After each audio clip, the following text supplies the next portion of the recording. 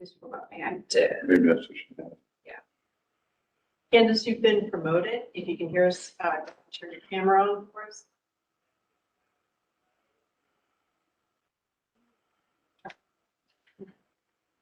There we go. There we go. Can you hear? Yes, I can hear you. Sorry about that. Did you have a question related to the amendments of the regulations? Candace? No. Thank you. Okay. So we're back to any members in the public hearing that has something. I think that has a no. Are there any other members of the public that wish to make a brief comment on this video teleconference? If so, please raise your hand via video teleconference if you're called upon. This is a feature you can find on the participants list or by pressing *3 if joined by phone, you will be called upon. Can I ask a question? Is this comments for this particular subject or just in general? For these regulations. No,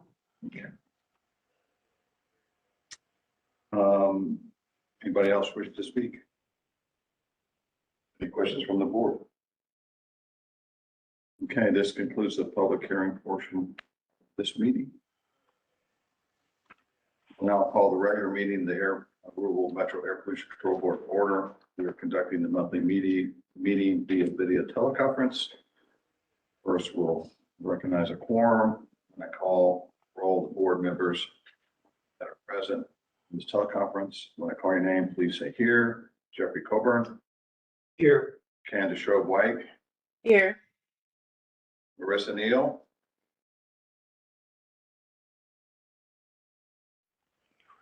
You not hear me? Now I did.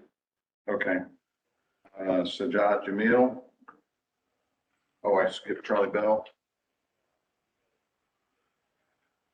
I think you're on mute. Thank you.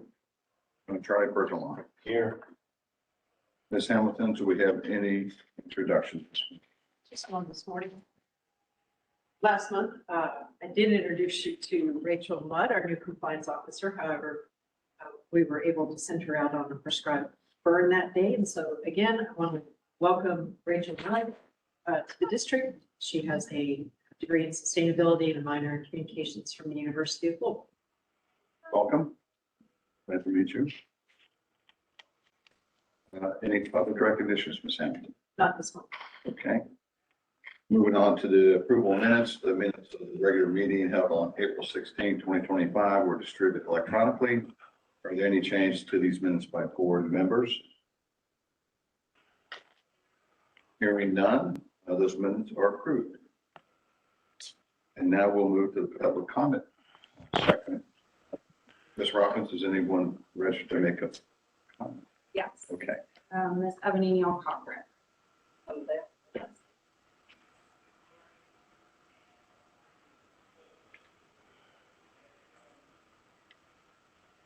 Okay. My name is Ebony Cochran, and I'm a member of REACT. We're a grassroots organization that works on the issues of environmental justice. First, I want to acknowledge the creator, my ancestors, and those before me that have led this fight against environmental injustice, corruption, and greed. I'm here this morning to talk a bit about the need for the Air Pollution Control District to hire 2 additional compliance officers, one for second shift and the other for third shift. Recently, REACT, along with Byron Gary, met with your board chair to inform him that REACT will be asking Metro Council and the mayor to include budget dollars for the APCD. We wanted the board to support our ask. Our request for budget dollars was in hopes that APCD would use the funds to hire the additional compliance officers needed. Why do we need second and third shift compliance officers? Many of the violations residents experience occur after business hours. These violations expose our community to hazardous chemicals, substances that adversely affect our health and safety. Only dedicating compliance officers to an 8 to 5 or business hour schedule leaves residents vulnerable to exposures the remainder of the day, every day. Early this morning, as I was thinking of how I would address this board, I spent some time wondering what to say in order to convince you that the vital role that compliance officers play in reducing exposures currently experienced by our elders, our children, and other vulnerable populations. First, I thought maybe I would appeal to your human side. the side of you that might be able to tap into the concern you would have for your own children, elderly parents, relatives, and friends. I thought appealing to this side might result in your supporting such a measure to protect the health of and lives of others who have children, parents, and friends just like you. Then I thought maybe I could suggest that you all filter out any negative messaging you may have ever heard about REACT or even myself when making the decision on whether or not to support additional compliance coverage. I thought to maybe even suggest you imagine someone else were speaking in front of you today. Making a decision based on the facts versus a personality or group you have heard negative things about, is a sign of maturity and keeps the focus on the issue. Finally, I decided to just make it plain. If industry runs 24 hours a day, there needs to be a compliance coverage 24 hours a day, period. It's just that simple. It's logical. This should not create controversy. Any pushback from that would seem bizarre and irrational coming from any sort of regulatory agency. I would invite you to revisit the mission of the Air Pollution Control District. There is absolutely no way you can protect air quality or ensure healthy air for breathing, economic security, and prosperity for all Louisvillians if you don't have compliance officers available when we actually need them. Thank you. Any others may wish to make a comment this morning? Has anybody provided a written copy? Would you want a copy of the comments, by the way? If Ms. Ms. Cochran? Hill would share those would be helpful for transcribing to the record. But we can use hopefully the audio is capturing it and the video here as well. So Okay. Any other members of the public in that room that wish to make a comment? If so, please raise your hand. Are there any members of the public that wish to make a brief comment on this video teleconference? If so, please raise your hand via video teleconference you can be called on. This is a feature you can find under participants list or by pressing *3 to join by phone and you will be called upon. Ms. Robin. I see my raised hands. Okay. This completes the public comment portion of the meeting. There's no unfinished business. New business is back to the proposed amendments to regulations 1.15, 5.02, and 7.02. The district has recommended that the board adopt the proposed amendments to the district regulations. Is there a motion to adopt the proposed amendments to these three regulations? So moved. Is there a second? Second. Thank you. Any discussion, any questions from the board? Okay, hearing none, we'll take a roll call. Please unmute your mic and say yes if you wish to adopt the proposed regulations to amendments to regulation 1.15, 5.02, and 7.02, and no if you do not. Jeffrey Coburn. Yes. Candace Shrove White. Yes. Marissa Neal.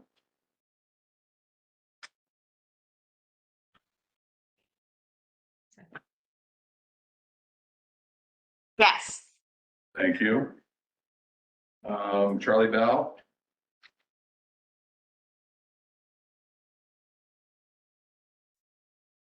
Thank you. Charlie Berthelon. Yes. I vote yes. Proposed amendments to district regulations 1.15, 5.02, and 7.02 is adopted. All right. There are no committee reports, which brings to staff reports. Director Hamilton. Good morning. Can't believe it's May. It's be flying by at this point. So we are currently continuing hiring here at the district.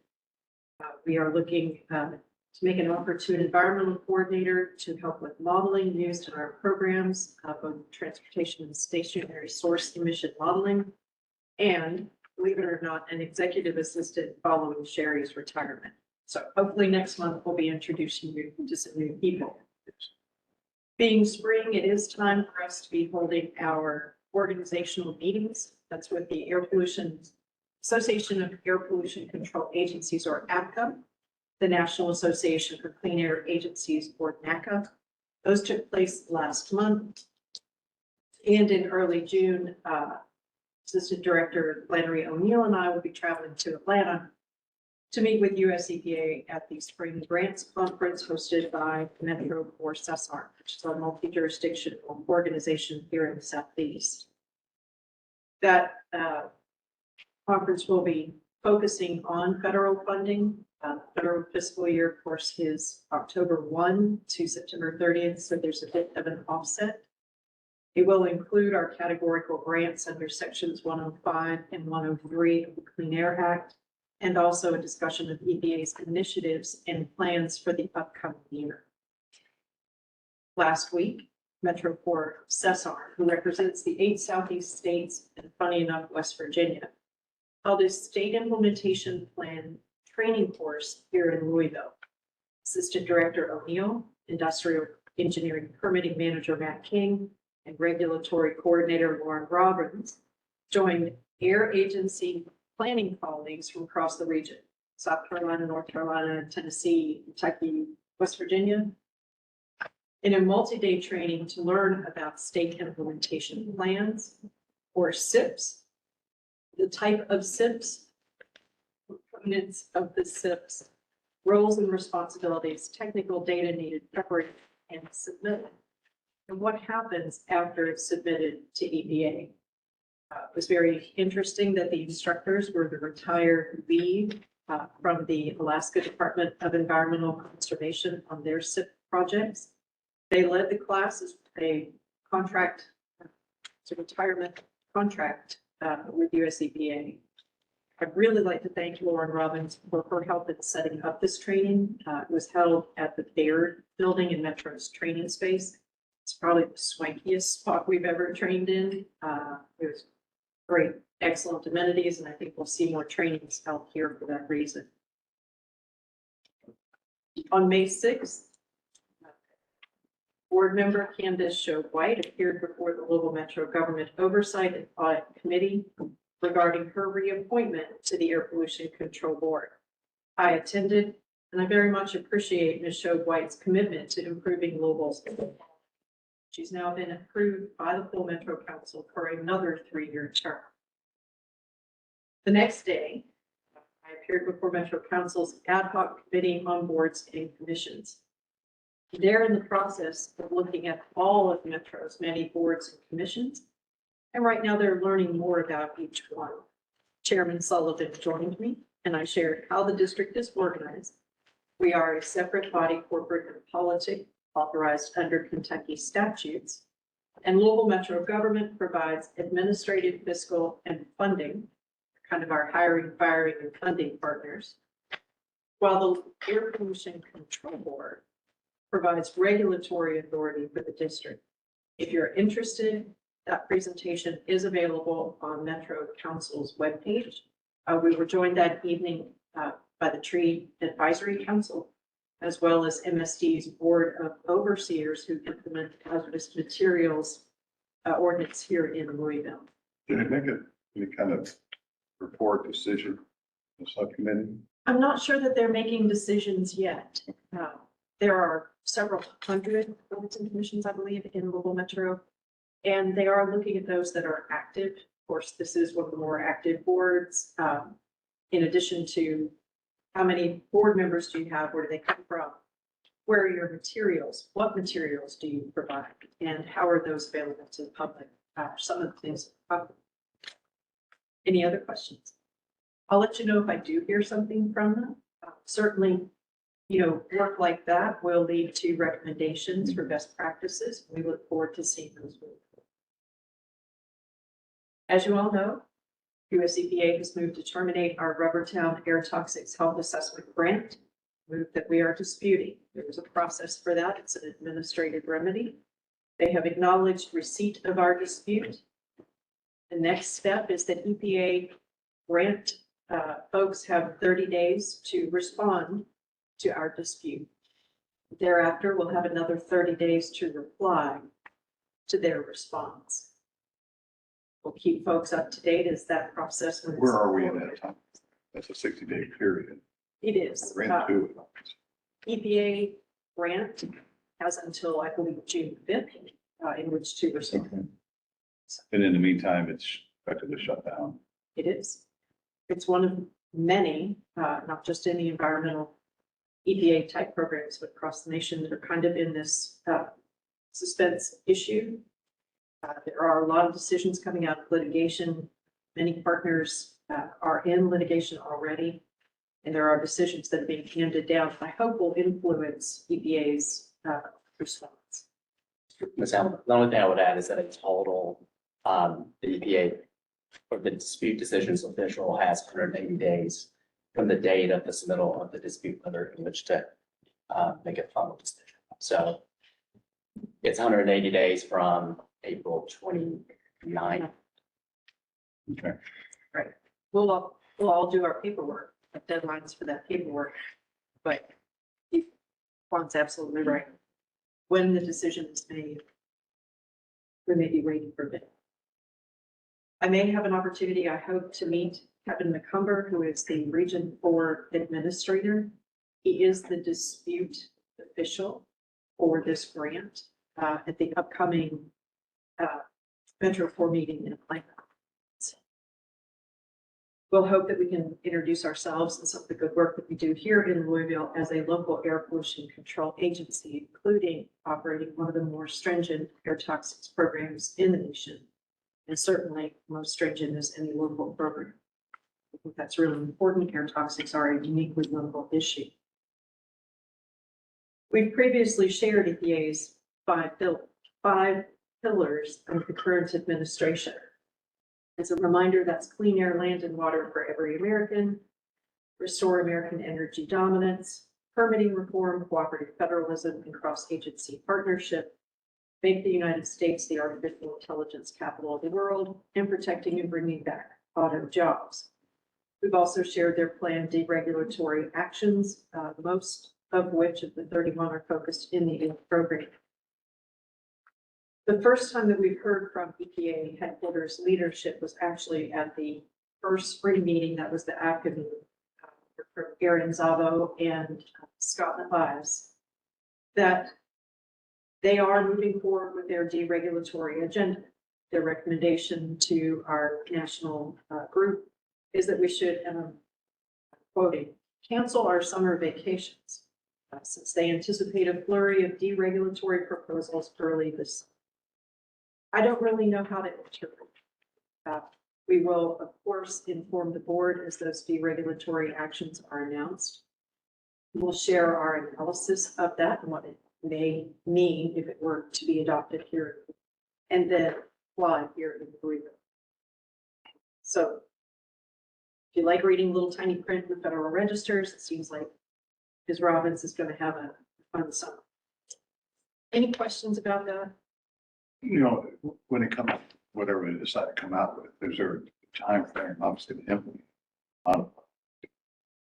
Well, there's a, So, generally speaking, with respect to the deregulatory process, the Administrative Procedures Act will require kind of the same process you use to make a rule. An opportunity for public notice and comment that could be as short as 30 days. But they may receive a lot of comments, and waiting through those comments may take them some time. They've also indicated through executive order that they are authorized by the president to conduct no notice and comment rulemaking. If we will be sure to clarify for the board if this is going through notice and comment rulemaking and whether it's those implementation timeframes may be with a no notice and comment rulemaking. To be candid, it's just going to be a quicker trip into litigation. And whether or not a stay were to be issued for the implementation of that action will have to depend on the courts. okay. On May 5th, the White House proposed a skinny budget, that was their words for it, that included an overall 22.6% cut to all federal non-defense spending and a proposed nearly 55% cut to EPA's overall budget from $9.1 billion to $4.2 billion. They have shed a lot of staff. We're beginning to see the reduction in force letters being sent to people that we work with at US EPA. And so we anticipate between now and July 1 some additional folks being notified. And then after July 1, starting to see where those, that reduction in force is actually going to affect the organization as we work with them. Cuts to EPA would include a $1 billion cut to categorical grants to state and local agencies. And a subset of that are those Section 105 and Section 103 grants that we received that I mentioned earlier. In comparison, in fiscal year 24, about $4 billion was appropriated, $4 billion was appropriated for those categorical state and local grants. 230 million of that was to fund that Section 103 and Section 105. We get about 23% of our budget through that Section 105 funding that funds our day-to-day operations. We all get a little bit of funding from that source. And then we have a smaller grant that supports our federal reference method, particulate matter monitoring. So that's the gravimetric method. There's a filter out the field. It supports all of the necessary analysis, and it also supports a full-time physician to manage that equipment. The president's justification for the cut to categorical grants is as follows. EPA's categorical grant programs have become a crutch for states at the expense of taxpayers, many of whom receive no benefit from these grants. With the majority of these statutes having been on the books for several decades, state and local governments should be capable and empowered to fund their own programs in order to comply with the law. As such, the budget includes the elimination of 16 categorical grants and maintains funding at 2025 enacted levels for tribes. These reductions promote federalism by allowing states to achieve primary enforcement authority for these programs, while also encouraging states to innovate and find more efficient ways to meet their responsibilities under delegated authority. And this is very similar to their first budget during the first term. They received bipartisan pushback at that time, and we're seeing bipartisan pushback here as well. Air pollution for those criteria pollutants, such as particulate matter and ozone, those work because it's a national plan. We get about 30% of the nitrogen oxides here in Jefferson County from outside Jefferson County. And those criteria pollutants are handled under Clean Air Act because they're everywhere. They don't abide by jurisdictional boundaries. And leaving each state to itself is probably not going to help us with the standards in place. There are hearings going on. Yesterday, the House Energy and Commerce Subcommittee held a hearing on the fiscal 2026 Environmental Agency budget. There will be video available of that. And this morning at 10 o'clock, Administrator Lee Zeldin is meeting before the Senate Environment and Public Works Committee, who are holding a hearing to examine the president's proposed budget request for 2026. So clean air matters quality of place issue, matters from being able to have all those 5 pillars met. So we will keep the board informed as the federal budget proceeds. When you referenced 23%, whatever that number was 20-something%, that's of your total budget. So significant. Yeah.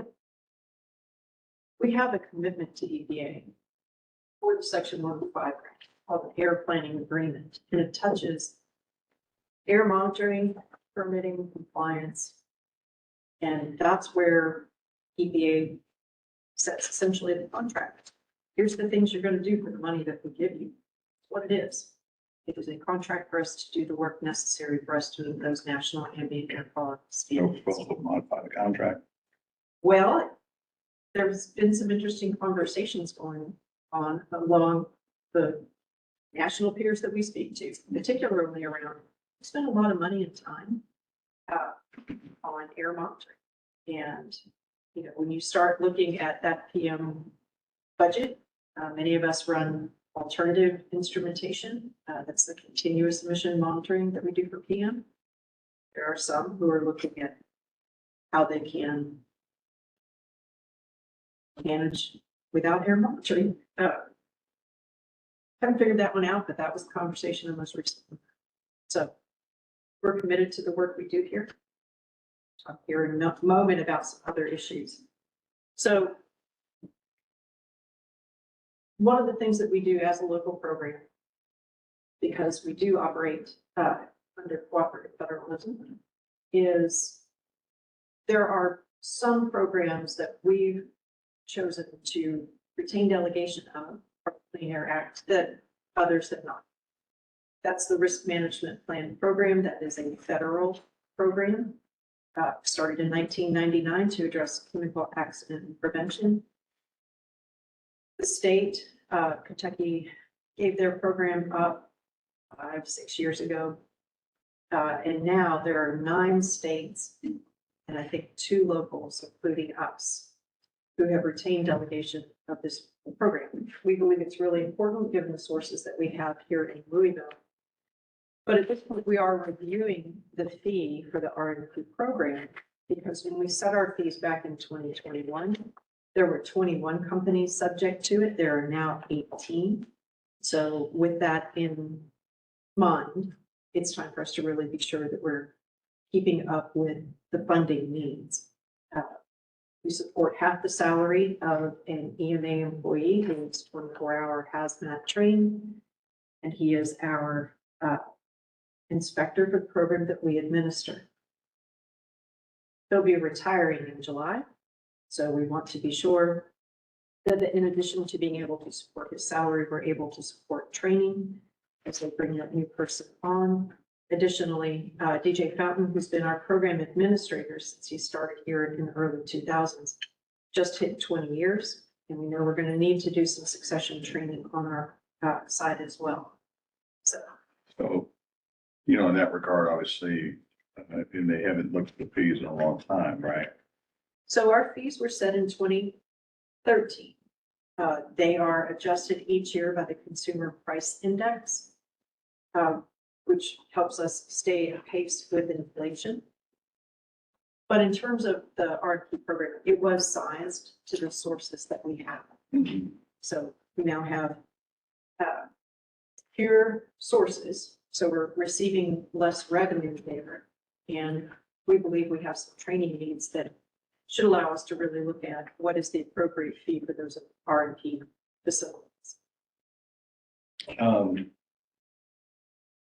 So it seems appropriate to take a look at that, right? Yes. So I think as a board, we'd like to request that look at that and do a resolution, come back to us with a recommendation on assessing fees so we can maintain the district. So what I hear you saying is that you would like, on repeating this so we both have marching orders. Okay. You would like for the district to prepare a resolution for the board at an upcoming board meeting, which would direct the district to review and evaluate its current fee structure to determine whether any increases in fees are needed to assure adequate funding for the operations of the district. That Better said. fits with your regulatory role, and we appreciate that. Our fees are set by ATCD Regulation 2.08. And as our regulatory body, of course, you will have that authority to include those fees. Yes. I think a little bit. You've mentioned that there were originally 21 companies, it's now down to 18. Is there any way you can expand that base up from 18 to a higher number to accomplish the same thing as you would adjusted fees? So thank you for asking that question. The R&P program, Steve, jump in for clarification. Companies that are subject to R&P are there because they have on site a threshold specified in that federal regulation. And it may be by concentration, quantity, or both. So it is a very limited program, has very specific requirements for those sources that have the most hazardous chemicals on site. So companies that step out of RMP, it's not a loophole. It's that they have reduced the amount of chemicals present on site or the concentration of those chemicals that may be there.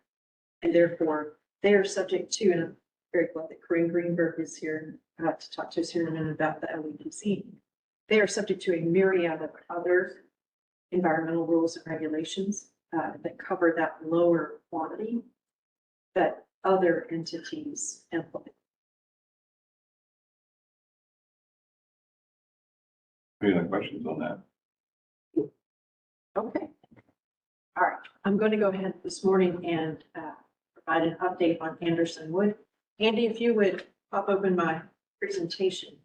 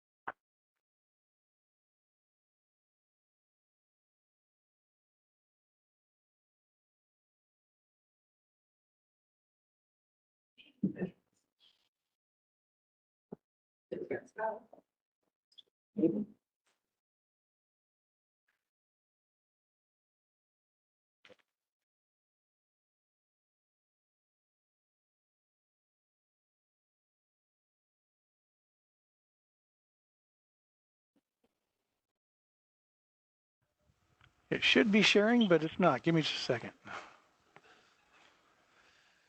That's not because we want to share. We're sharing our time. It's just technology. There we go. There we go. Great. Thank you, Andy. So next slide, please, Andy. And I'm going to ask Matt King and Steve Burdett to assist me here if I get anything. So Anderson Wood is a source located in the Cleveland neighborhood. It is subject to a federally enforceable district origin operating permit or FEDU. As a FEDU, it may emit up to 25 tons. That is the limit for being a FEDU of pollution.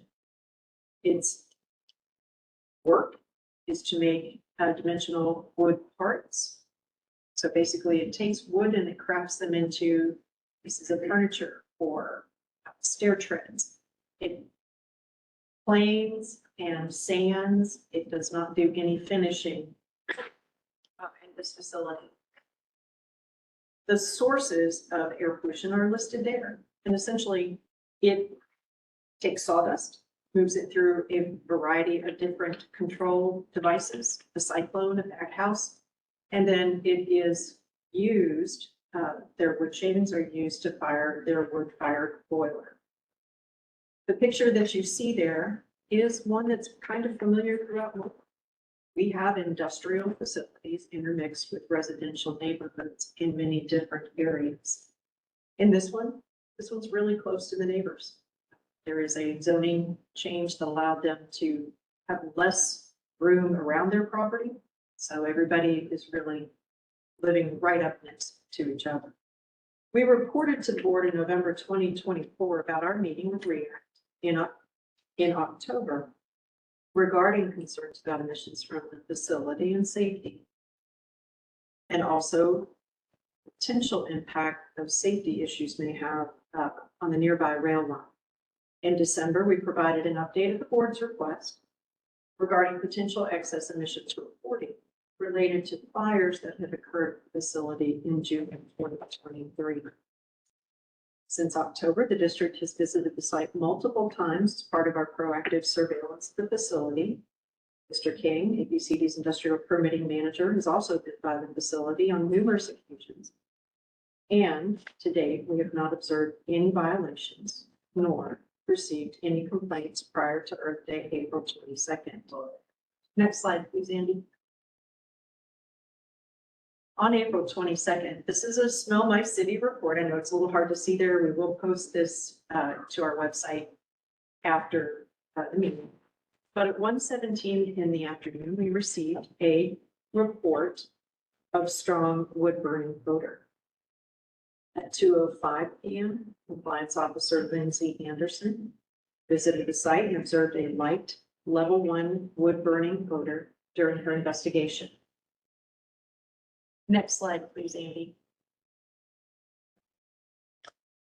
I received a call at around 4:30 in the afternoon from Ms. Cochran, reporting concerns about a light dust-like particle emission coming from somewhere near the facility. And she expressed her concern that we would not be able to go out until the next day because she has to speak to a compliance officer. They were out in the field on other issues. Our compliance officers handle nuisance issues. That's odor, dust, and open burn primarily in our regulation in section 1. They are all over Jefferson County. And on the 22nd, they were. However, I called Ms. Cochran and let her know that we'd send out a couple of the engineers who were in the office. So Randy Shanebackler and Blaine Clark visited the site at around 5 o'clock. I've shared with the board, and I've also shared the full report from Mr. Shanebackler and Mr. Clark. Yeah. I've got a shorter version here, and I will post the full one to the website because it didn't include all the photos. So when Blake, who is shown in that picture there, and Randy arrived at the site, that's what they saw. Next slide, please. It is a big industrial facility. It has multiple parts that could emit air pollution. Next slide, please. What you're looking at there, Steve and Matt, the large piece of equipment for cyclones with white on top. That's the wood silo cyclone. Okay. And then down by the signal for the rail line, which is right there, that is the exhaust stack for their wood-fired boiler. There's also some equipment in there that does emit steam. Next slide, please. Again, just some various views of the equipment at the plant during their inspection. Next slide, please. Y'all will be better able to tell. The thing at the top looks like an elephant to me. So Steve, Matt, if you can explain what that darker equipment is. On the right. Yeah. That's, I think, moving sawdust from the operations to those silos we saw earlier. Okay. All right. And then that is a picture of the roof. Randy and Blake met with operation management at the site and went up on the roof and took a look at all the air pollution control equipment. At that time, they did not observe a violation.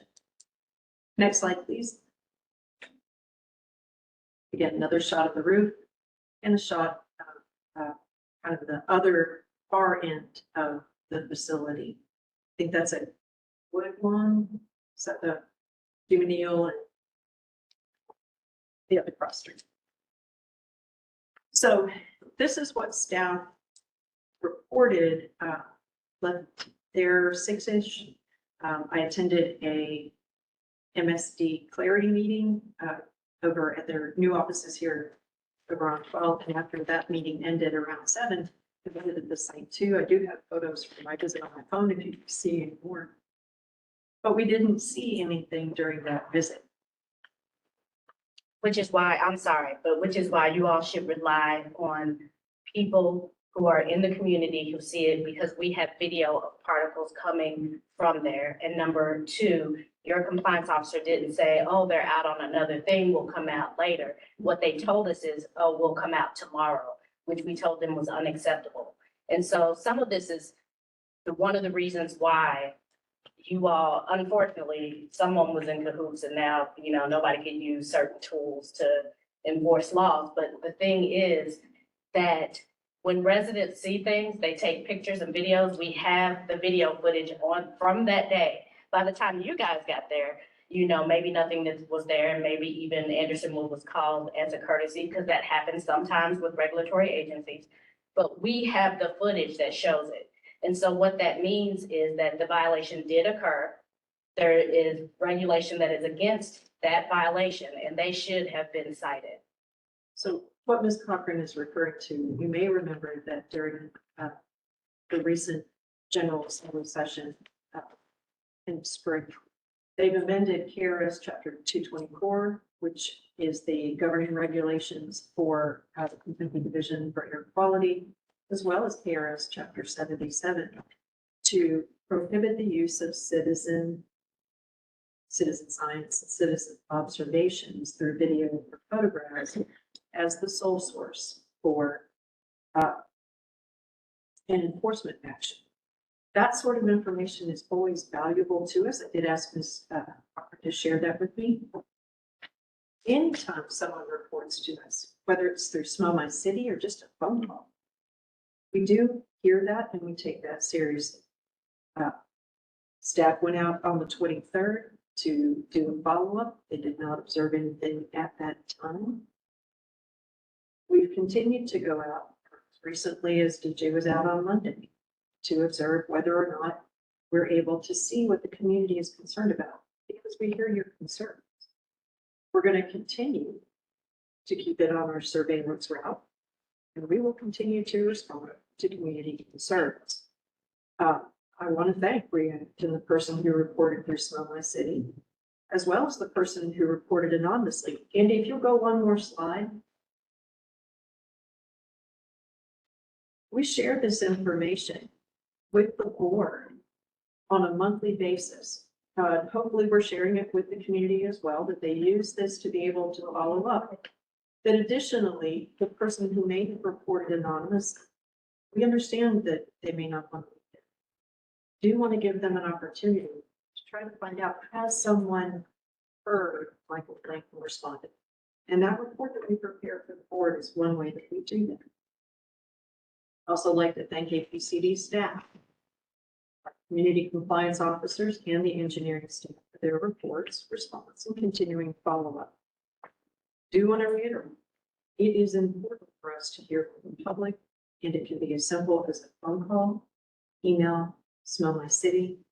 If you have photographic evidence and you'd like to share it with us, we are always happy to take a look at that. We are, however, subject to that newly revised state law, because again, we're a state agency.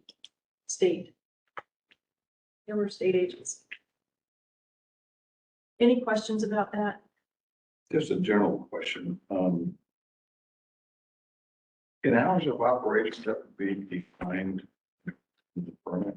Any permit? Absolutely. Sometimes there are limitations on when these sources operate. Anytime that we get information from those reports from the community, which are observations that are very important to us, and there's a pattern, we have after our ability to go out. Helping us understand that pattern is a really critical part for helping to answer that question. If people are observing things, they can, Smell My City is a great way to do odors because it gives us a timestamp on it. You don't have to tell us. If you leave us your name and number, and we're not sure what time something may have happened or ended, we can call you back and get that information. So again, I know. But there are permit, at times permit, conditions on operation. Typically, when that occurs, it's the company requesting so that it lowers their potential emissions to downgrade from that major source or other higher category, and it doesn't include which hours. It's meant to limit the overall emissions. Just like But number of hours in a day, regardless of when they occur. that type of thing, yes. You can put a lot of things in a permit, especially if the company is willing to accept that. I don't know of anyone who has successfully, if challenged on saying you can run Tuesday through Friday from 8 to 5, has been successful in that, but I'm not aware of the whole universe of that. Okay. I have a question. I gather sawdust would be a big part of the emissions there. But what other emissions are they subject to limit by regulation? And what would those limits be, including on the sawdust? So in their permit, they combust that sawdust to fire their boiler. So they have combustion emissions, which will include things like particulate matter, nitrogen oxides, some volatile organic compounds from biomass burning, carbon monoxide. They also use a wood stabilizer that's a VOC, non-hazardous VOC. But yeah, the main issues are the cutting and other sanding and things like that of wood and the movement of that sawdust to either be burnt or trucked out. So that's what I assume is the main source of the visible particulate, but also the wood smoke, which will have particulate with it coming from wood fire boilers. So how are those? Well, first of all, are those emissions monitored, measured in some way? So, I think we often get this question. I think to most people's understanding of monitoring, no, with electronic instruments that measure that level of pollution. Sometimes they're called CIMs, continuous emission monitors in stack. There's now fence line monitoring, like refineries and large facilities. Their monitoring is visual observation, tracking of throughputs, structural, mechanical checks for those cyclones that control the emissions. That is something that we could look at adding to. I don't know if it would be through the electronic monitoring, but more frequent and more specific testing and monitoring may help us figure out the issues the neighbors are dealing with and would reduce or minimize those. But I'm not exactly sure. so there's no local regulation limiting how much particulate matter they can emit. Oh, there is, yes. And I believe, yes, yeah. And so for a lot of the woodworking processes, that's based on the total amount of wood moved. You then have a sliding scale of allowed to be emitted. This is an old facility, so it's under our Chapter 6 existing regs. Those are not the toughest limits to meet, but those are limits that we verify. But we might need some more current testing to do that. Again, I don't think when they're running properly, they're exceeding those limits. There may be some times they're not running properly. And so most people, when they test, make sure they're running properly. But considering those type of additions to their permit, certainly the wood boiler, you can do stack testing on, make sure it's meeting those limits, particulate, sulfur dioxide, which should be easy to meet with wood, but particulate can be a challenge. So that's something we certainly need to look into. I don't think that will be as directly addressing the issues we're hearing, but could help the situation. The permit is due for renewal. About a year from now. So those are Expires. things that typically review at that permit. With respect to, the facility, we're continuing to evaluate it for those nuisance observations. Is there dust coming off? Dust is more than a nuisance, I'm sorry, but I just want to say that. It's associated with certain. That Okay. with respect to the rules and those that are Okay, so compliance not just officers, this is with, but also using that method 9 training to go by and check their opacity, which is one of the conditions in the permit that neighbors may observe. So opacity is measured. Your US EPA method 9 is a visual method. Only be done. I'll explain in method 9. We send people every 6 months to swim school, go out and get their eyes checked. They do visual readings of a generated smoke cloud to make sure everybody's reading about the same. And they can go out in the field and do smoke observations, smoky sets. That is the US EPA method 9. The larger the power plants and those folks have continuous opacity monitors. And that's what you're judging your eye against in that testing. It's a pretty old technique, but it can still be effective. But it comes from the time where every smokestack was quite a bit darker than now. but it can be effective when you're having those high particulate, high opacity emissions. But again, I think, the regs that we put in the family of nuisance are different than those numeric standards. But they are harder to track, observe, and correct, in my opinion, than those very specific numeric stack emissions, which are much less subjective. But typically aren't the things you hear about from neighbors. For that news, I saw this, I smelled this, this was on my property when I woke up. Those kind of things are less correctable than those stack regulations.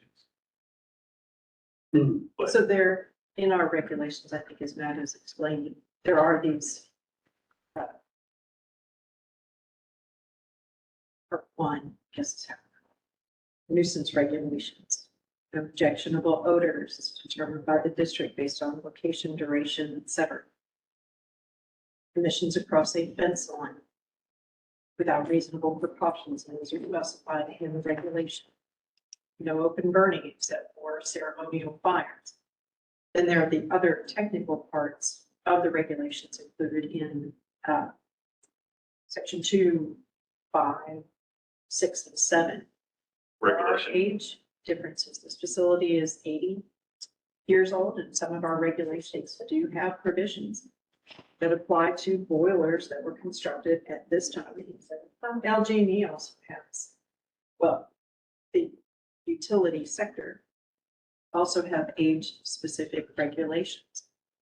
That's not unusual to the district. Well, it just seems all a bit nebulous to me. Like if the quantity being emitted isn't measured, then So there are the only power that you have, it sounds like, is if there are a lot of complaints from the neighborhood. They're creating a nuisance to go over and say, well, there are these right. complaints, can you do something about it? And of course, you can walk around and look at equipment and Right. see So- if there are leaks and Thank you for that. things like that, but still, I don't see, for example, how you could enforce anything, how you could fine them if there's no basis. and that- There is a basis with respect to the permits. Take a standard like 2.34 pounds per hour. It's a very concrete standard. Mhm.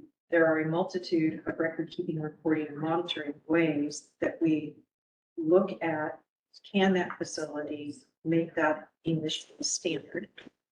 And those are built into the permit. That's why our permits often are several hundred pages long.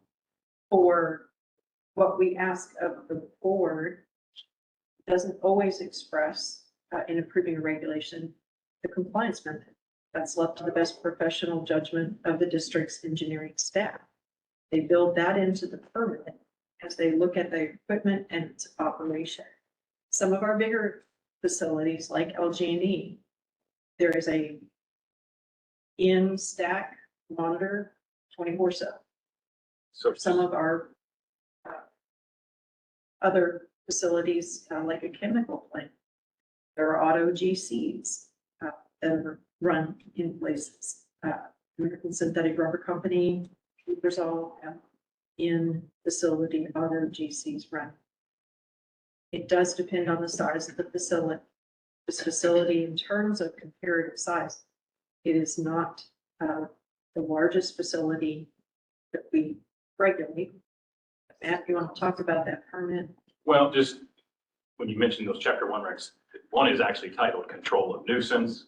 We have control of objectionable odor, control of fugitive particulate emissions, and they're well intended because again, that is typically what's frustrating the neighbors. But they are way more challenging to implement and enforce. But I don't think that means they can't be implemented and enforced.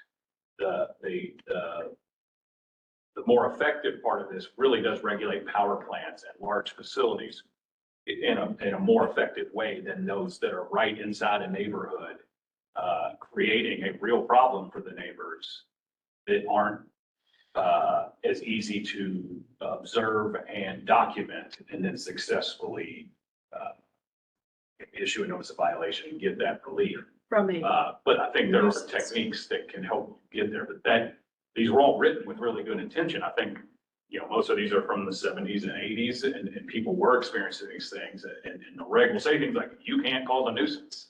And the lawyers and judges are like, that's not going to work in the court. So we've got to find a way to deal with this. We've been doing it for many years. In some instances, we're effective. In a lot of cases, it's just really challenging. It's not that we don't think the neighbors are observing these problems. It's that it's hard to find an effective way if you yourself can't observe them, document that.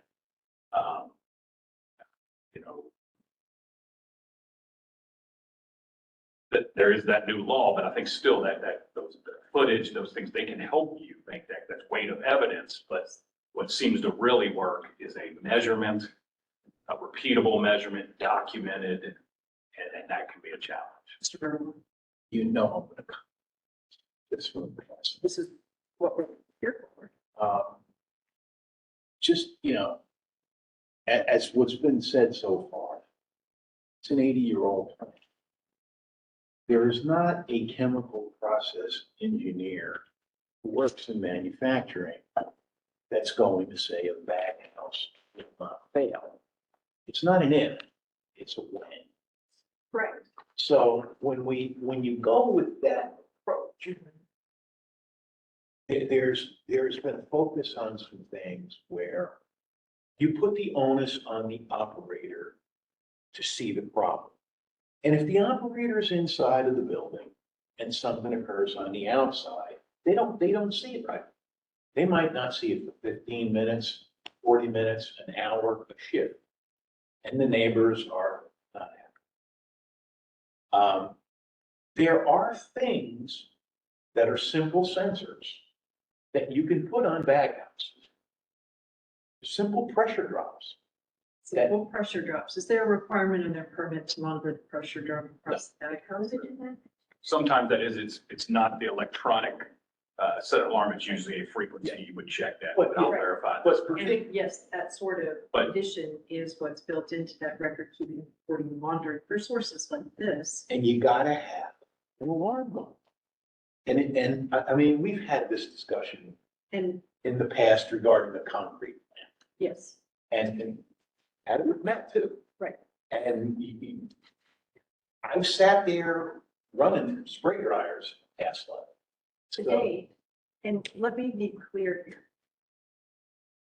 Understanding from the community what they're observing is Yes. key. We have generally two opportunities to intervene into that permit. One is when we have a notice of violation and we can resolve an issue in this way. Mhm. The other is when we renew that permit. Okay. So those are places where we can evaluate that. To date, again, what we've heard from the community is they have concerns. A method 9 does not work at night. It's to have daylight and the sun behind it.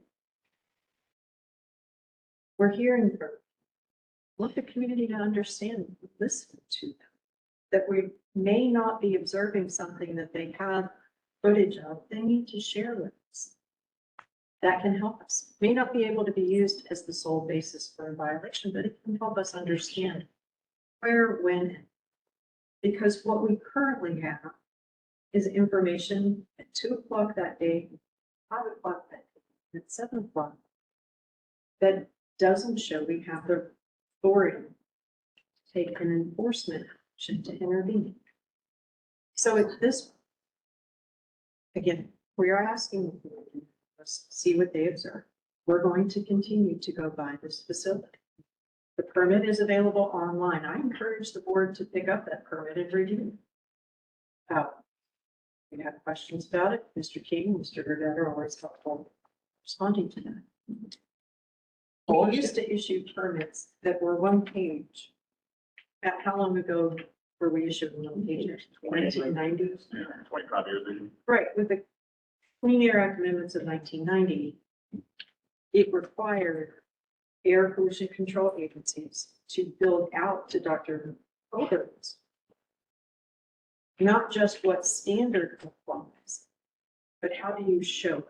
And there are parametric monitoring methods that the district's engineering subject matter experts use that can range from something as sophisticated as that Sims or Common, but maybe as practical as observing the pressure drop across the house, visible emission inspections. There are permits. I believe this one includes a visible emission inspection. Require them to go out and look at what's happening at their facility. Because you're right, they have to see what's happening from those devices as well as see their operation. And there are other parametric needs to determine, is that thing doing what it's supposed to do? There are requirements for bag house, among others. And I really want to caution against setting a false expectation, which doesn't really help people, but when we write permits, they're sometimes challenged by the companies. And we can't just put it in there and everything's going to be held. So I think we can do better on this permit, but there are you can make facilities very low impact to the neighbors. Yes, The regulations do not require that. yes. But that doesn't mean we can't make a situation better and address some real issues. There's. I just don't want people to think this next permit's gonna take care of this, or we're gonna have a couple monitoring devices that will eliminate the problem, but I do think we can make some improvements. Just from a past experience. And I'm just speaking about the permit. You know, I see 80-year-old. And they've obviously been in here. But you as the owner, not you, but take a proactive state and go back to the equipment manufacturer and say, what are we missing here? Are there some simple things that we can do with improved preventative maintenance? Simple controls, and not talking about $100,000 controls. Pretty simple, straightforward stuff that you can put on bag houses, cyclones, that the high volume guys would have to do. That's really my point. I'm not accusing anybody of not doing their job or anything like that, or there is or isn't. That's not what I'm saying. I'm just going at this from a past experience where if you've got a bag house, you've got an operator that's probably rushing to get those bags put back in. You don't get those gaskets set right. You're gonna have bypass and it's gonna get out. If you rinse them, they wear over time. I don't care who you are. You're gonna miss a 1 micron hole in a 20 to 30 foot long bag house that's 5 inches in diameter. It's gonna happen. It's human error. But I think there are some ways that some of those things could be addressed in the future. And it's not just on one facility. It's probably on more than. So with respect to that, we're happy to let everyone know that as we move forward here, we will hold hearing on this particular permit. One of the more difficult issues here in Louisville is that we do have zoning decisions that put businesses right on top of people's homes. Yeah. Trying to cure those zoning decisions through air pollution control practice isn't not always possible fix. It's one that we are talking about to our partners at Louisville Metro Planning and Design, particular around easy with zoning, and ability to put something like a concrete batch plant 200 feet from someone's home without the opportunity for a public hearing at BOZA, that there is a need, dispersion, distance, those things make better neighbors. And there's communities, case here at Park. That ship sailed many years ago.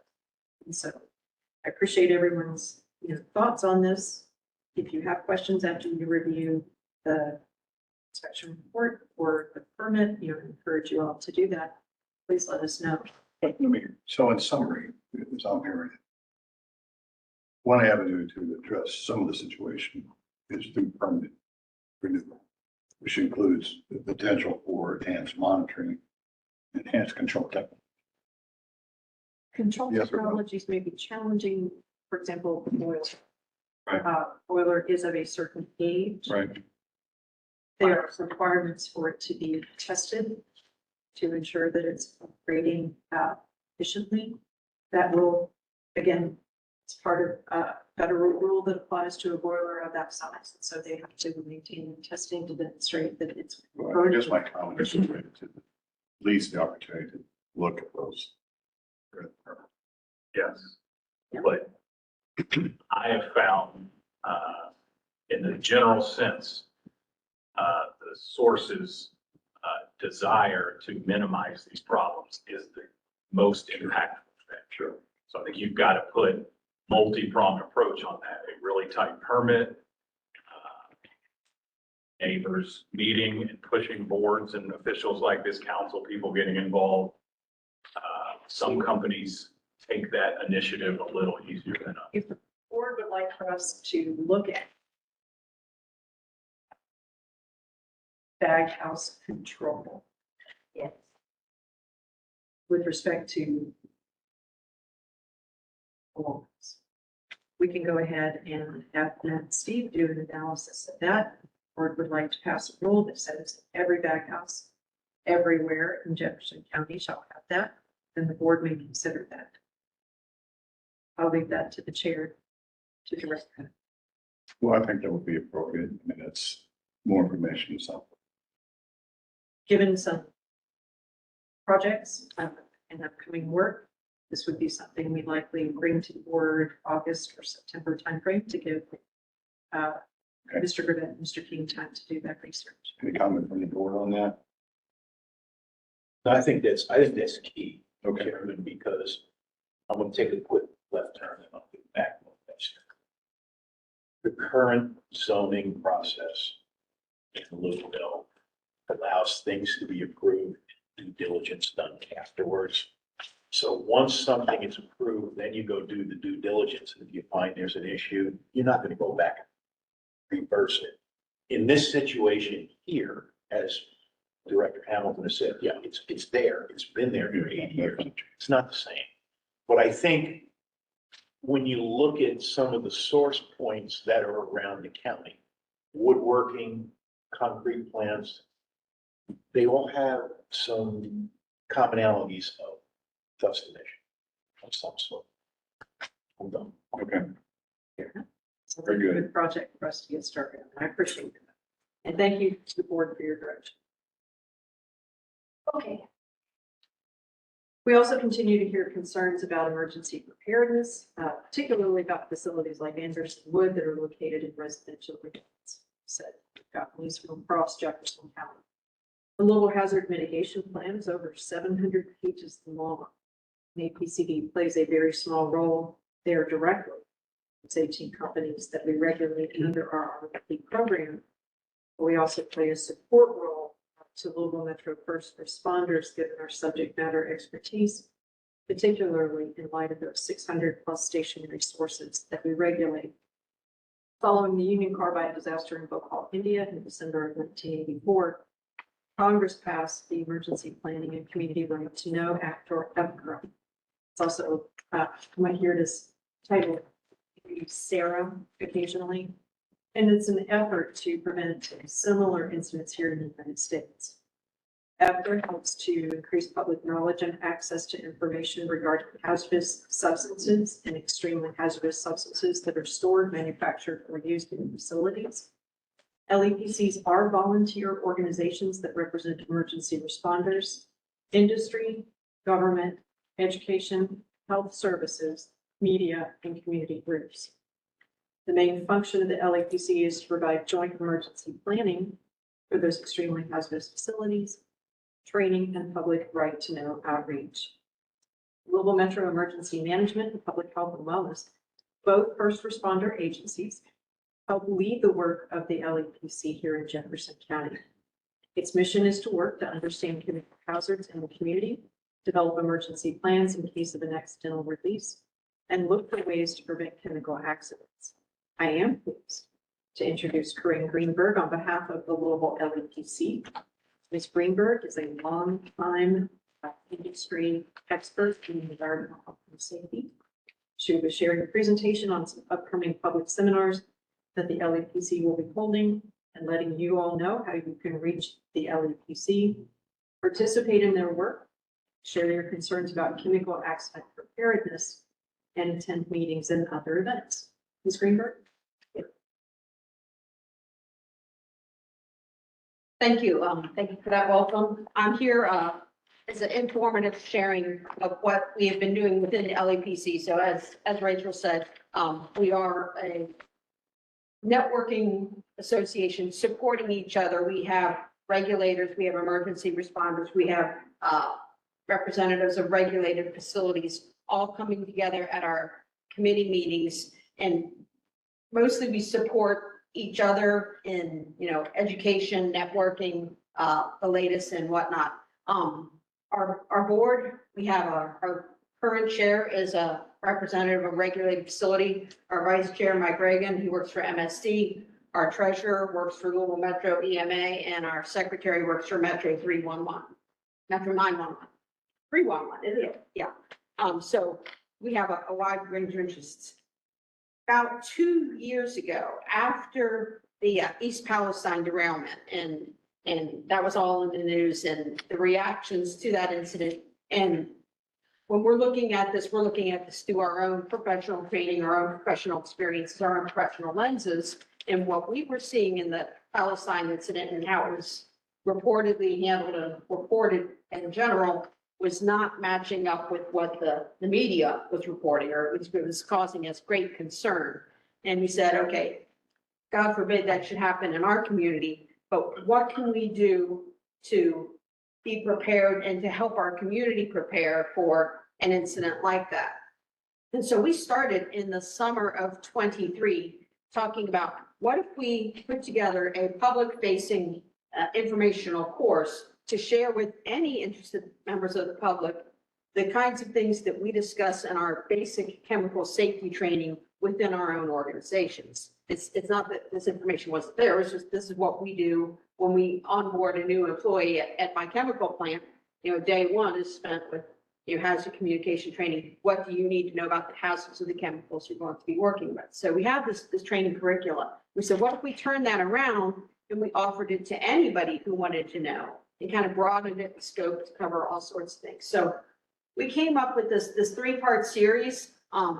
It's come down to a 3-part series. At one point, it was a 4-part series, and we had 4 rounds of beta testing last fall, November, December, January, February. And halfway through, we said 4 parts was too much. It was too complicated. We could trim it down and streamline it.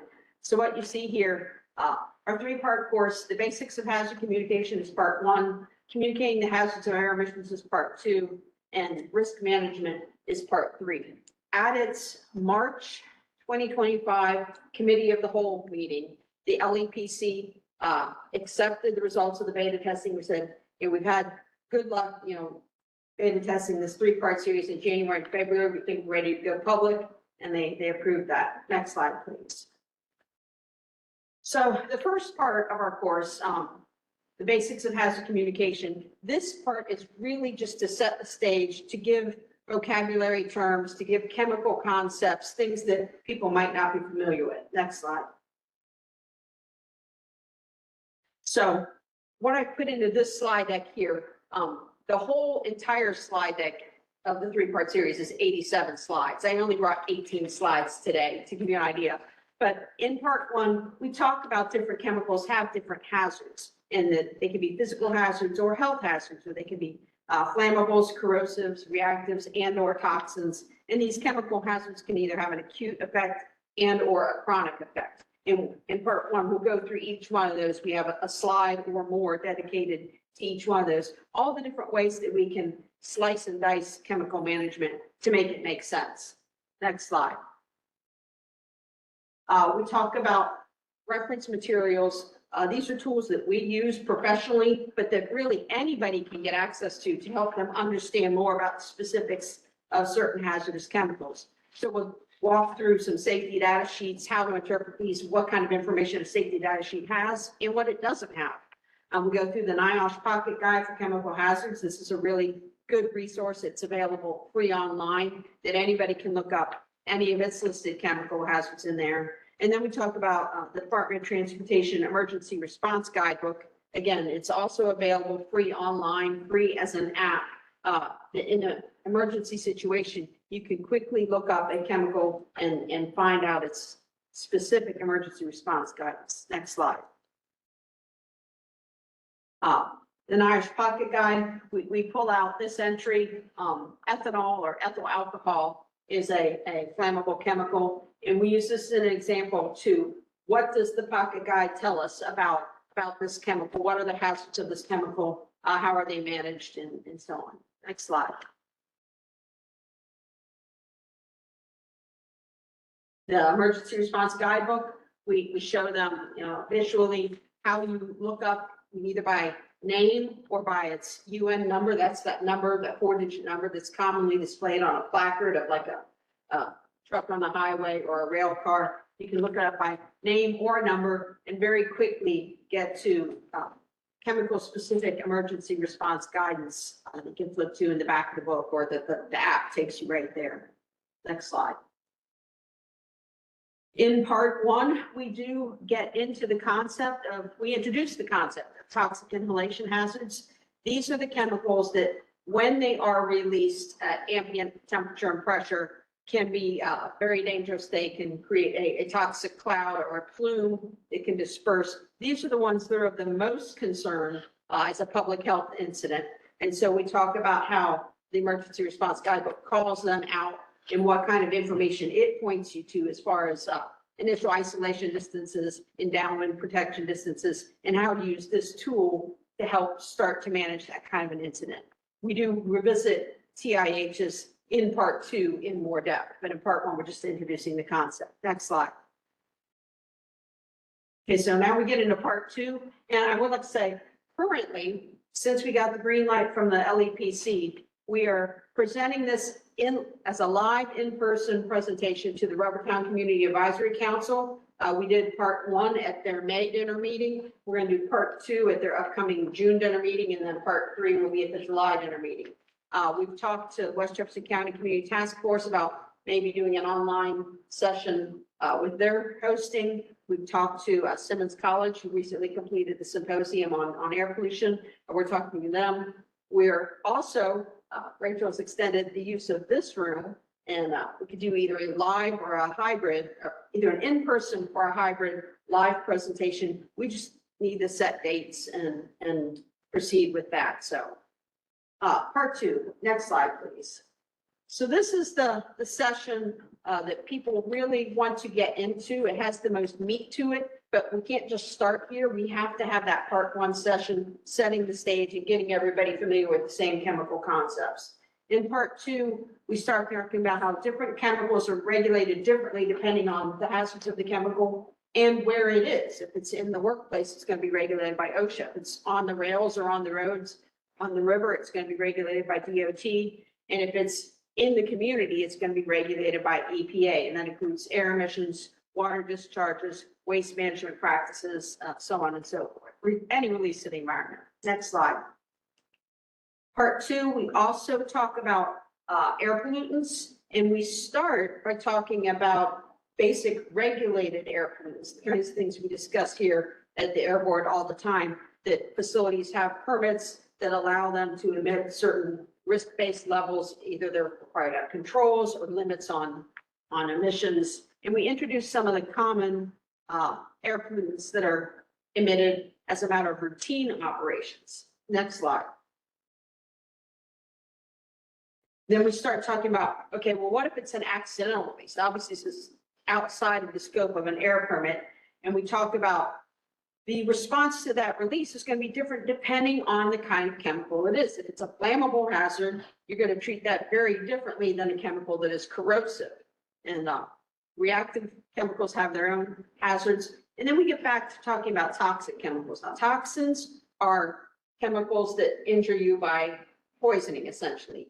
When you take them into your body, they have a toxic or a poisonous effect. And these are the ones that, again, are generally, we think, of most concern, but also least understood. What makes a toxic chemical actually toxic to us? Next slide. We talk about, with particular regard to toxic inhalation hazards, those chemicals that when released can create a toxic plume. We talk about tools that we use to model the dispersion of those using real life scenarios, real life meteorological data, and we show how these tools can map it out. Next slide. And then we talk about sheltering in place as a effective response protocol to when this incident happens. On the way into work this morning, I was listening to a story on NPR about a shelter in place incident that happened yesterday in Greenup County. There was a rail car that had an ammonia release, and they called a shelter in place, and everybody in the community sheltered in place, and they got to the rail car and they got on top and they capped it, and the incident was mitigated and contained. And then after that, they're able to issue all food. From what I heard on the radio story, it seemed it was perfectly handled. The response part, at least, everything went according to protocol and according to plans. And what I got of the radio story was that it was well handled. And so we introduced this concept to what do community members need to know about shelter in place? When is it used? When is it an effective tool? And what is going on while they're sheltering? Next slide. In the third session, this is the shortest of the 3 sessions, but it kind of brings it back together. So we're going to talk about risk management as really applied hazard communication. Now that we know this about chemicals that we're working with, what are we actively going to do to minimize the likelihood of an incident occurring? So next slide. We talk about, and this slide actually came out of the Simmons College Symposia. One of the early sessions,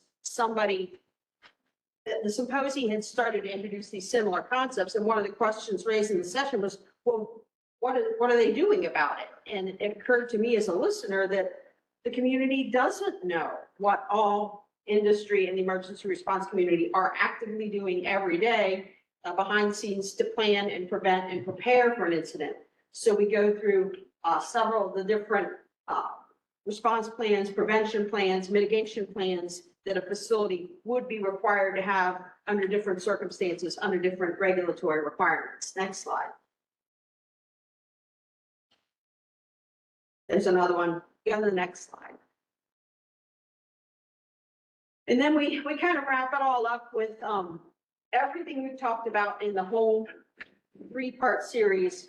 The third part is designed to have a long pause where we actively encourage in-depth questions and answers. Like, okay, we've talked about all this, we've introduced all these concepts, we've given you all this vocabulary, and what questions do you have for us? And anything is fair game. Anything we've talked about that wasn't quite clear, you want more information on, or anything we didn't talk about if we left some gaps. We want to hear these questions. So this whole course is kind of the LEPC's attempt to engage with the community and make sure that we're giving the community everything that we can give to help engage and plan in advance. I think there's one more slide, maybe. Yes, we do have 4 pages of acronyms and 7 pages of vocabulary terms that accompany this 3-part course. And I did go back and I trimmed both of those lists when we went from the 4-part course to the 3-part course. This is the trimmed down version. So in essence, this is why we want to have the course. If somebody in the community just had questions, I gave them 7-page vocabulary list, they think I was nuts. It's like, these are actually the terms and the concepts that we use and we want to share and help educate everybody and get us on the same page. As an added note, we found that when we were doing the beta testing, and the beta testing we did with essentially member companies, member emergency response agencies, peers and professionals. This course ended up being a very good internal refresher course, especially for some of our junior colleagues and associates, because we kind of gave it to them all at once. Like I said, with RCAC, the Roanoke County Community Advisory Council, we're doing it in 3 months because they have monthly meetings. that is probably not the ideal scenario. If, when we did the beta tests, we did like 3 weeks. We could do it 3 nights in a row or 3 afternoons in a row if somebody wanted to compress that. So it can be presented any different ways. It can be presented live in person, presented live online. The question is, are we going to record it? We think we will. We will record a live session. It's much more valuable with the live interaction because it gives us the question and answer component.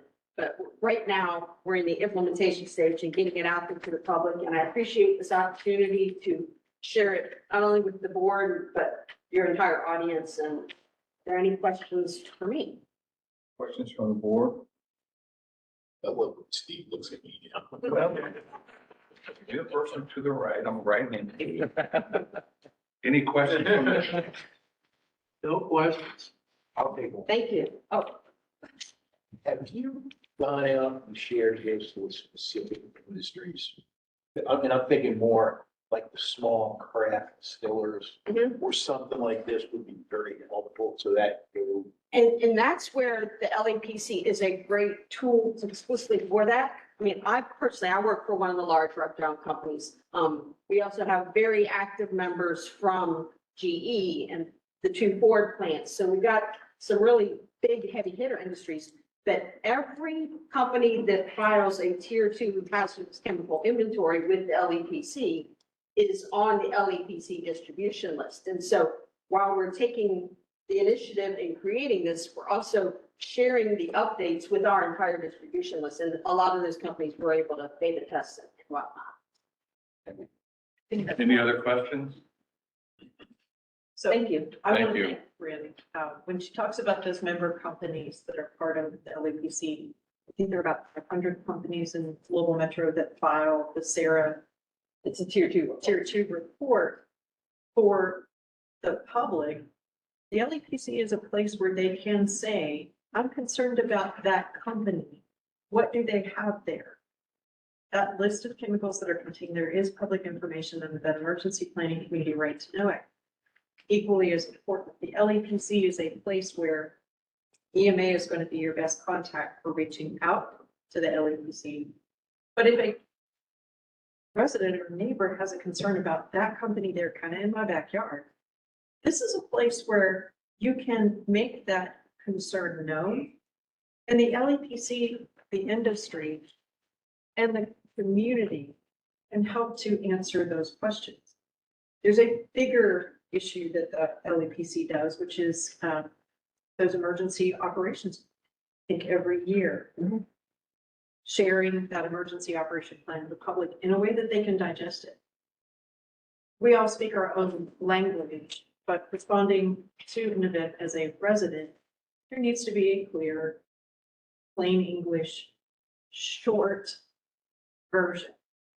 I've known folks in the first responder world here in Louisville since I moved here from Florida 35 years ago.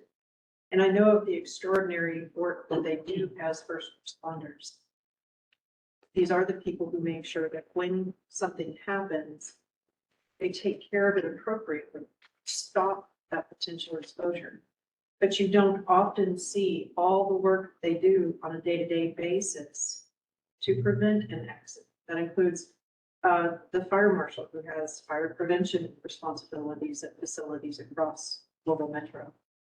There are spill prevention and control plans that MSD is required to prepare and approve for companies that handle certain quantities of certain chemicals. And sharing that work is going on. I think we tend to be a little bit transparent here at ABC. We certainly try to. Our work is accessible. You can go to our board website and find almost a transcript of the conversation we had today, as well as the video. But all those other agencies that are working in collaboration, and the LEPC is that place where they periodically get together to be sure. Just on the planning side, they're all rowing in the same direction, let alone on the response side. It's a really important thing for the public to have access to, and I'm really thrilled that the LEPC is coming forward and And for us, it was a good sense of purpose because we would have these meetings and talk amongst ourselves, so to speak, and it was kind of getting, stale. It's like, what can we do proactively to make this better for all of us? And it's going to make it a lot easier for all of us if our whole community knows what's going on. Absolutely. So, Thank you, that, and thank you. And again, we've made the Edison room and our AV equipment available. We have those meetings set. So thank you. We have two more presentations. Which one goes first? ACAP, Air Quality Action Partnerships. I'm scared that I'm like a technology jinx, because I don't know. I'll probably end making it the PowerPoint pulled up, but the screen is just gray. There we go. There we go. Hi again. I get the pleasure of talking about our Air Quality Action Partners program. Next slide, Andy. So I am going to give you all a brief overview of the program, and then I'll be excited to highlight our 2024 partners who have met and certified their commitments. Some of whom are in the room today, have representatives here. I saw a few online as well. Next slide, Andy. So this program was developed, it predates me, it was back in 2021, and it was originally only for businesses that had an ABCD program. But it was so successful that it has since been expanded to any Louisville business who wants to participate. Because it is a voluntary program, businesses can opt in at any time, and we encourage people to join us and become Air Quality Action Partners. They make voluntary commitments for the year beyond what is already required, mostly by their permit, to improve air quality and increase air quality awareness, specifically on air quality alert days. And since the program's inception, emissions avoided due to actions from partners include at least 189 tons of nitrogen oxide, 6.4 tons of particle pollution, and 8.5 tons of volatile organic compounds and other hazardous air pollutants and greenhouse gases. Next slide. So the way that our program is structured, there are 3 tiers of commitments, and the commitments that you make that will determine what level you are, and I'll talk about the levels on the next slide. But our Air Quality Action Partners Tier 1 commitments, the companies have to have an environmental contact sign up to receive air quality alert notifications. And then they also have to have a system for notifying their employees who are on site when there are air quality alert days, and encourage them as well to also sign up. Our Tier 2 commitments, there are 3 categories of those. So stationary source equipment operations and emissions. So an example of that, on air quality alert days, they would reschedule testing or discretionary emission generating activities. The next one is vehicle and fleet emissions. So an example of that is installing idle-free signage or encouraging their employees to telecommute on air quality alert days. The third one is facility and building related emissions. So those would be like groundskeeping, deferring mowing on the day when there's an air quality alert. And then the last commitment, Tier 3 commit, sorry, you can go back. The Tier 3 commitment is quantifying emissions reductions. So every April, our companies will send us either year over year their emissions reductions. They can also kind of highlight specifically on air quality alert days how many emissions they avoided. Okay, now next slide. So like I said, based on those tiers, that will sort them into these levels. So we just have baseline air quality action partners for our non-permitted businesses, and they have to make at least 1 Tier 2 commitment. And then for our permitted facilities, they can be air quality action partners if they make at least 2 Tier 2 commitments. They can be silver level partners if they make at least 1 commitment from each of those Tier 2 categories that I just talked about. They can be gold level partners if they make all of the silver commitments and quantify their emission reductions. So that means they meet Tier 2 and Tier 3. And then our platinum partners meet all of the gold commitments and also meet specific reduction goals. So for example, one of our platinum partners this year agreed or committed to reducing their PM 2.5 emissions by 5%. Next slide, please. So we are happy to announce that we had 22 partners this year in 2024 who met and certified their commitments with us. So that was 3 air quality action partners, 9 silver, 7 gold, and 3 platinum. Next slide. We're going to highlight each of them. So our air quality action partners are certified for 2024. For University of Louisville Center for Healthy Air, Water, and Soil, and 2 Arvado facilities, LBL2 and LBL3. Our certified silver air quality action partners were AAK USA, Boardwalk, Clarion Corporation, the Louisville South and West plants, Irving Materials or IMI Kentucky, Marathon Petroleum Company at Cane Run, MPLX Terminals at Algonquin and Kramer's Lane, and Reynolds Consumer Products. Our certified gold for 2024 are American Synthetic Rubber Company, Chemics 10, Carbide Industries, Eaton Corporation, Lubrizol Advanced Materials, Brom and Haas Chemicals or Dow Chemical, and Xeon Chemicals.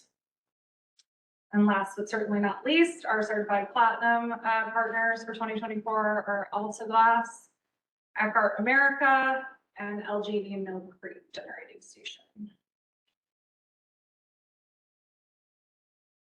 Next slide, Andy.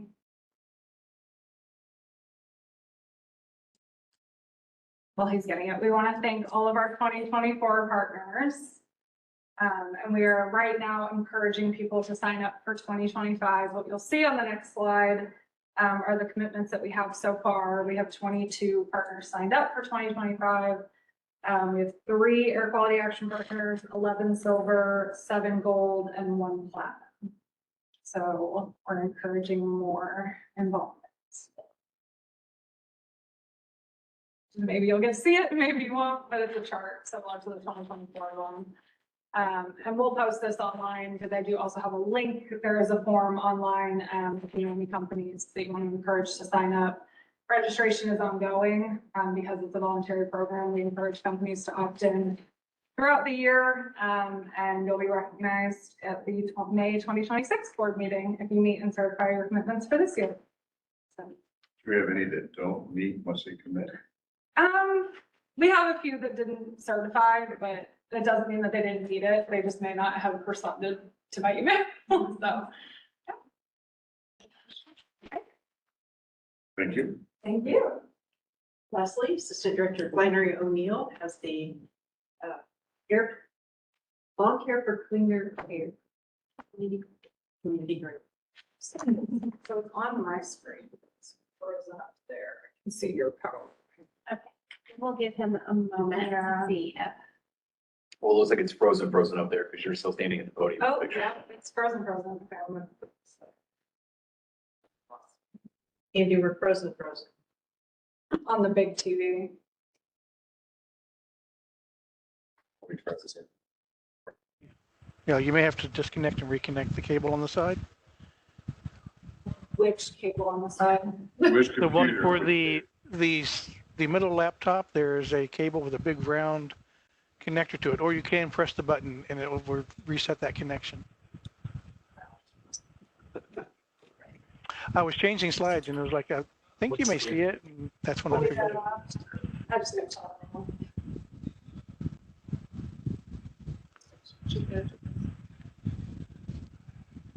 Are you seeing the LCCA on the laptop? No. Okay. I have my laptop. It's the TV screen in here is frozen. Right. Okay, let me remote in. I see it here. Yeah, I think those who are actually dialed in will actually see what's going on. It's the television screen frozen in the actual room. Well, So everybody can hear. they can see everyone on screen. They can see the button. And we can continue. Okay. Great. Well, good morning, good afternoon. I am excited to share about our lawn care for cleaner air programs and specifically about our equipment grant that we do every year and to announce the winner for this year. So earlier or every May is we celebrate Air Quality Awareness Week. So we think that this is just a good time as we get into the season or the time of year where we are might experience air quality alerts, that it's just a good time to talk about air quality awareness and about the lawn care for cleaner air program that we have that encourages the use of cleaner, lower emitting lawn equipment. So we've got our lawn care for cleaner air program. Under this program, we encourage the use of electric powered lawn equipment instead of gas powered alternatives. That helps reduce emissions and improve the health of our community and our local air quality. So 1 hour of mowing with typical gas powered mower produces the same amount of emissions as driving a car 200 miles. So we like to bring awareness to that in the community and let the community know that we do have these two different programs to help reduce those emissions. The first is lawn equipment rebates that we have. So all Louisville residents can get rebates when they purchase eligible lawn equipment and a double rebate if they turn in their old equipment as they are purchasing this new electric equipment.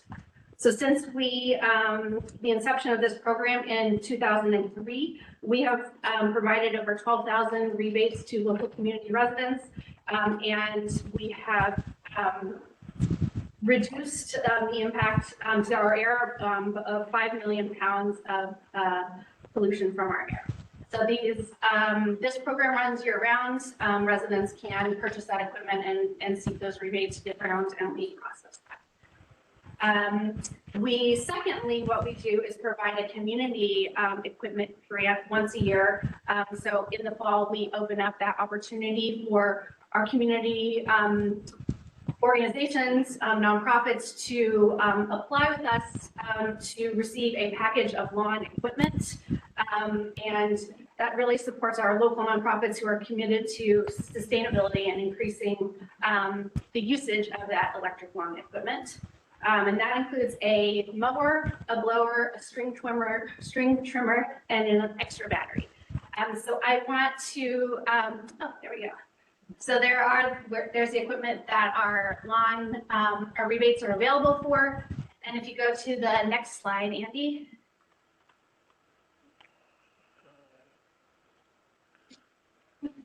There we go. So that package for our community equipment grant is a mower, blower, string trimmer, and an extra battery. And I'm really proud to announce the winner of the 2025 equipment grant. If you go to the next slide, I'd like to welcome Darren Montgomery from Change Today, Change Tomorrow. They are a grassroots Black-led nonprofit serving the community with a focus on food justice, community activation, and sustainability. And part of the work that they do in their mission, they have several outdoor spaces in the west end of Louisville, including community garden and some urban green spaces. And previously, before receiving this award, their volunteers were bringing their own gas-powered equipment from home to maintain these spaces. And now with this grant opportunity, with the award of this grant, they will be able to use this electric powered equipment and have the tools themselves to be able to maintain those spaces. So just want to thank Change Today, Change Tomorrow for the work that they do, and we will be giving them all the equipment as soon as we close the meeting here today. So thank you. Thank you very much. Congratulations. Thank you for the work that you do. And I think that's it. Any questions? Questions? No. Questions? Thank you. See, like you're good. Move closer. More. This does conclude the district's presentation. Thank you much. Interesting day. Good information. A reminder to board members that the financial disclosure documents are due. And if you need a notary, as a notary here in the building. So some folks, if you didn't get it, Jeff thought he didn't get it. No, I'll check my email. Oh, you know, I check. probably, So anyway, please put those in accordance with our updated bylaws. Right? Yep. Okay. And then the air quality reports, the other reports were sent electronically, pretty consistent, what we expect, and actually at the moment still good. We approach more in-depth ozone season, so we'll see. Any questions or comments on those? Okay. With that, again, if you want to, please sign the attendance sheet outside, if you would. And we will now adjourn. Our next meeting will be Wednesday, June 18th, 2025 at 10 a.m. Thanks, everybody. Thank you.